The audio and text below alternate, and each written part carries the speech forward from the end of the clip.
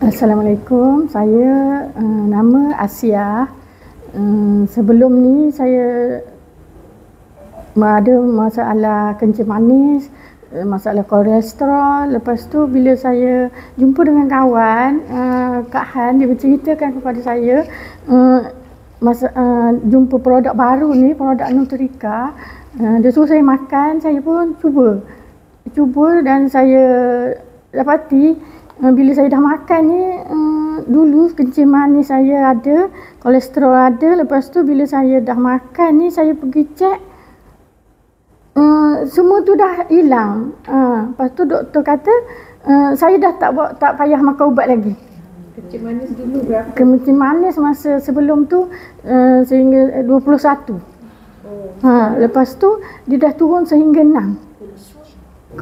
Kolesterol saya tak ingat dia punya perpuluhan dia tu berapa kan, tapi katanya tinggi.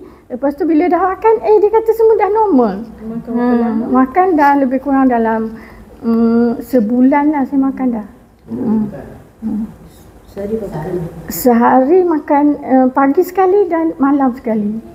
Dua kali sehari. Sekarang saya rasa badan dah segar, berjalan pun boleh, buat kerja pun atas rumah tu boleh laju lah sikit, macam tu.